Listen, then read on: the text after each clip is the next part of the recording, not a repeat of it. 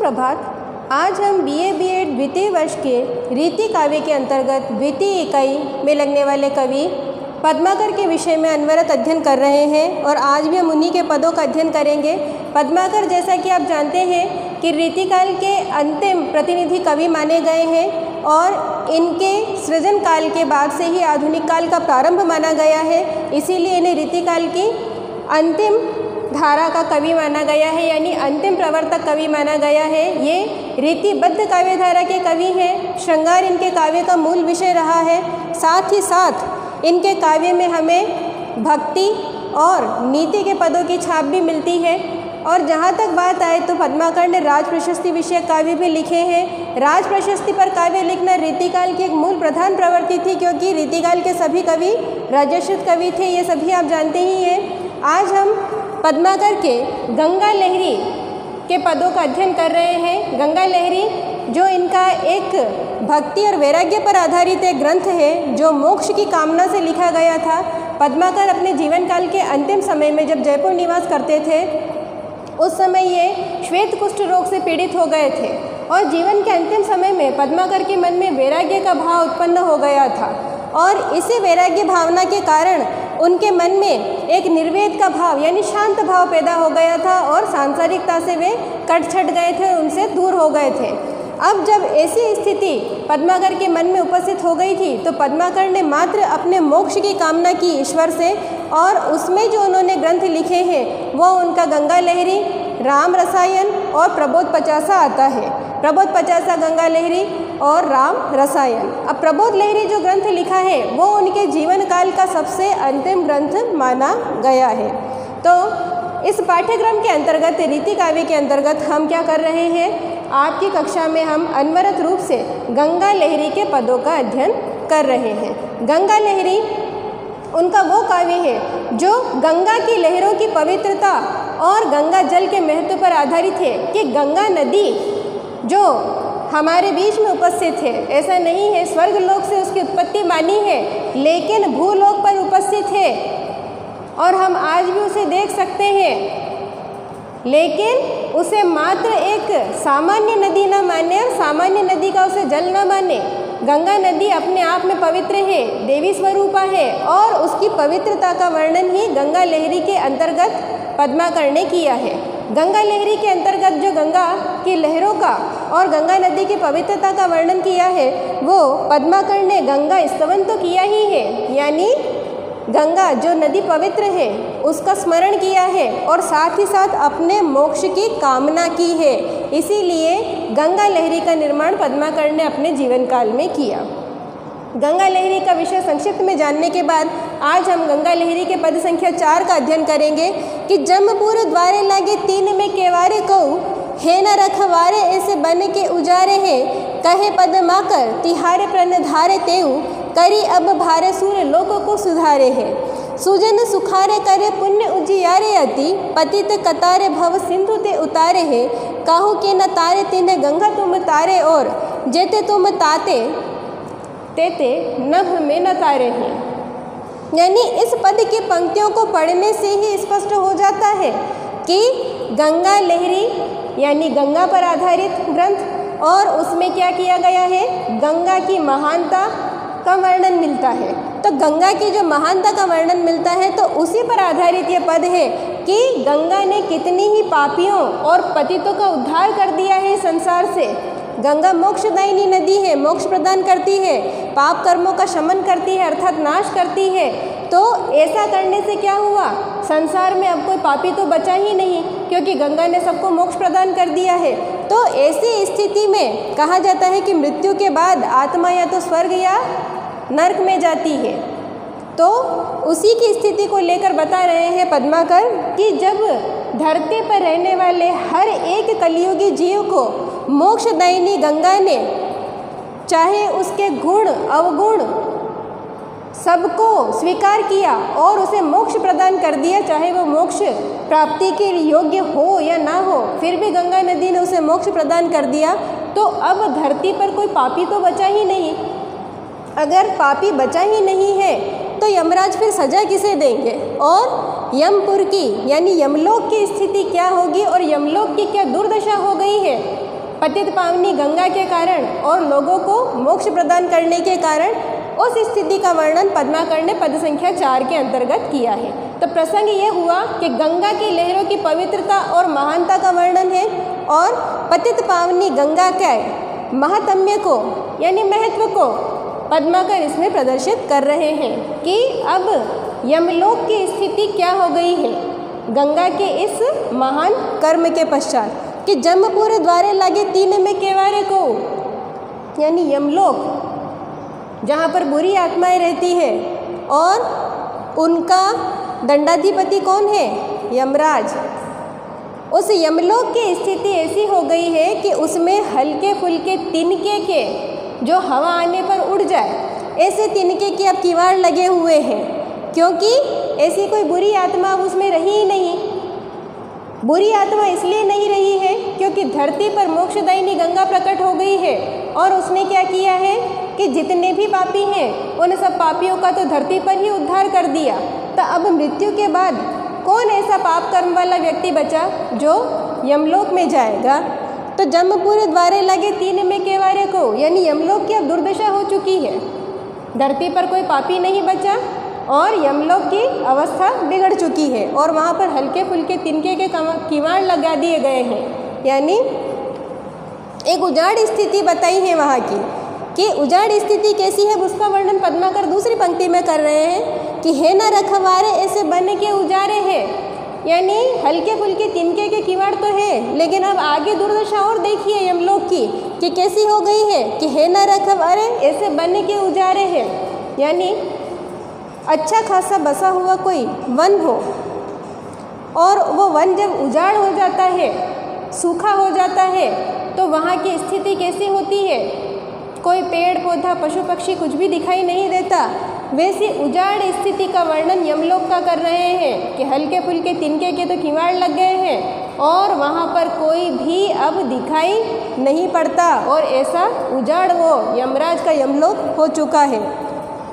कहे पद्माकर तिहारे प्रण धारे तेऊ। अब ये प्रण किसने धारा है, पापियों का उद्धार करने का। पापियों का उद्धार करने का जो प्रण धारा है, जो प्रण धारण किया है, जो प्रतिज्ञा ली है, वो किसने ली है, मोक्षदायिनी नदी पवित्र नदी गंगा ने कि हे गंगा मैया तुम्हारे ये प्रण धारण करने से कि तुम धरती पर प्रकट हो जाओ स्वर्ग लोक से और हो गई हो और तुमने हर एक व्यक्ति के पापों को धोना शुरू कर दिया है, तो अब संसार में कोई पापी तो रहा ही नहीं। और अगर पापी ही नहीं रहा तो फिर यमलोक में कौन जाएगा। और यमलोक का राजा जो यमराज है अब उस यमलोक में किस पर राज करेगा और किसे प्रताड़ित करेगा अपने बुरे कर्मों के लिए कि करी अब भारे सूर लोक को सुधारे है। यानी तुम्हारे ये प्रण धारण करने से है गंगा मैया कि तुम पतितों का उद्धार करोगी, पापियों के पापों को धो दोगी, उनके पापों को समूल नष्ट कर दोगी, तो उनका मोक्ष तो यही हो गया। अब नरक में उन्हें जाने की तो आवश्यकता ही नहीं रही, वो सुरलोक को जाएंगे यानी स्वर्ग में जाएंगे, देवताओं के अधीन रहेगी वो आत्मा, अच्छी आत्मा हो गई, वो बुरी आत्मा तो रही ही नहीं। तो तुम्हारे ये प्रण धारण करने से क्या हुआ कि अब भारी से भारी बुरे कर्म करने वाला व्यक्ति भी यानी चाहे कितना भी बड़ा पापी हो, कितने भी बुरे कर्म उस व्यक्ति ने किए हो, लेकिन जिसने तुम्हारा स्तमन कर लिया और जिस पर तुमने अपना आशीर्वाद बरसा दिया, जिसे तुमने मोक्ष प्रदान कर दिया, जिसे तुमने क्षमा कर दिया है गंगा मैया, अब वो यमराज के यमलोक में नहीं जाएगा, वो सीधे कहाँ जाएगा मृत्यु के बाद, सुरलोक यानी स्वर्गलोक में देवताओं के यहाँ निवास करेगा। क्योंकि वो धरती पर ही साक्षात क्या हो गया, वो व्यक्ति जीवित रहते हुए देवता समान हो गया है, देव पुरुष समान हो गया है। सुजन सुखारे करे पुण्य उजियारे अति। यानी सज्जन व्यक्ति जो होते हैं, जो अच्छे गुणों वाले व्यक्ति जो होते हैं, जो सबका भला चाहते हैं, ऐसे सज्जन व्यक्ति क्या करते हैं, तुम्हारी तरह ही इस समाज में क्या करते हैं, पुण्य फैलाते हैं, पुण्य कर्म करते हैं, लोगों को शिक्षा देते हैं, लोगों को सीख देते हैं कि आपको भी अपने जीवन में क्या करना चाहिए, श्रेष्ठ और उन्नत कोटि के कार्य करने चाहिए, पाप कर्म नहीं करने चाहिए।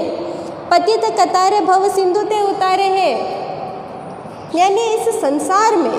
भव सिंधु यानी संसार के लिए कहा गया है कि इस भूलोक पर, इस इहलोक में रहते हुए व्यक्ति क्या करता है, जीवित रहने के लिए, अपनी मनोवांछाओं की पूर्ति के लिए भोग विलास में लिप्त रहता है और आकांक्षाएं उसकी कहीं समाप्त नहीं होती और उस आकांक्षाओं को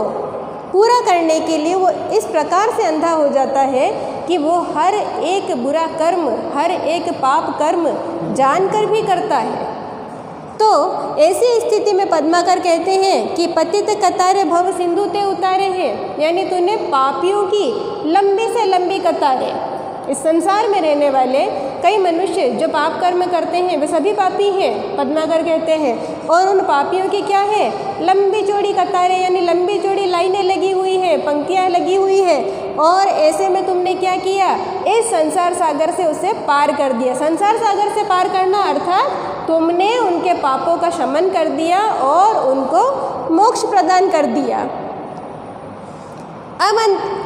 आगे की पंक्ति में देखिए कि काहू के न तारे तिन्हें गंगा तुम तारे, और कि जो किसके भी द्वारा तारे नहीं गए, बड़े से बड़ा पाप कर्म करने वाला व्यक्ति अपने जीवन काल में, ये आज भी है, वर्तमान में भी प्रासंगिक है, कोई बनावटी कोरी बात नहीं है, कि आज भी है कि हर एक व्यक्ति की मनोवांछा, एक इच्छा होती है जीवन में कि जीवित रहते हुए वो गंगा स्नान करे। अब ऐसी मनोवांछा क्यों होती है, क्योंकि पूर्व काल से चली आ रही परंपरा के अनुसार आज इस कलयुग में भी,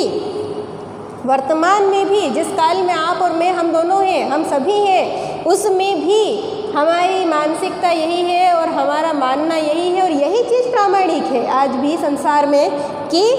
गंगा स्नान करने से पाप धुल जाते हैं, यही माना जाता है ना। तो उसी आधार पर पद्माकर भी कह रहे हैं कि काहू के न तारे तिन गंगा तुम तारे,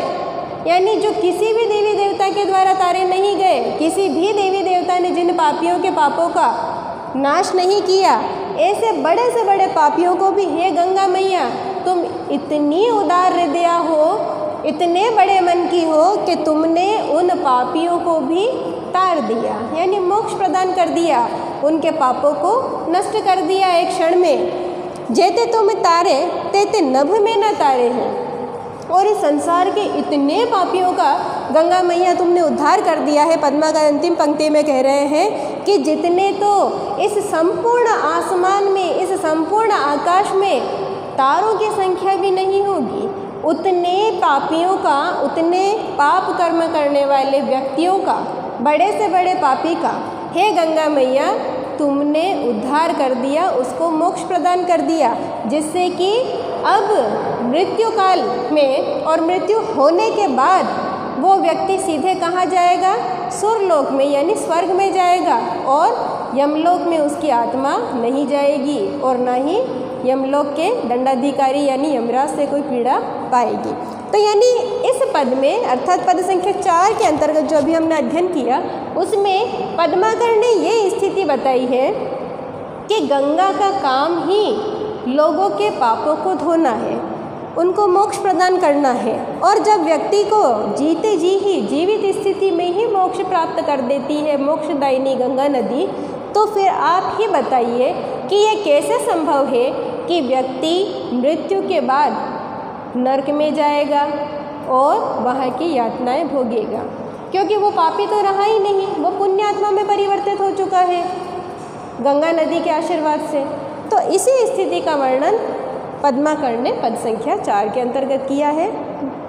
अब हम पद संख्या 5 का अध्ययन करेंगे कि कूरम पे कोल, कोल्हू पे शेष कुंडली है, कुंडली पे फबी फैल सुफन हजार की, कहे पद्मा कर त्यो फन पे फबी है भूमि, भूमि पे फबी है थिति रजत पहाड़ की, रजत पहाड़ पर शंभु सूर्य नायक की है, शंभु पर ज्योति जटा जूट है अपार की, शंभु जटा जूटन पे चंद की छुटी है छटा, चंद की छटानन पे छटा है गंगाधार की। बहुत ही सुंदर पद। इस पद में विष्णु के, भगवान विष्णु जो है उनके विभिन्न अवतारों का वर्णन है और साथ ही साथ गंगा नदी की पवित्रता का स्तवन पुनः इस पद में पद्माकर कर रहे हैं कि कूर्म पे कोल,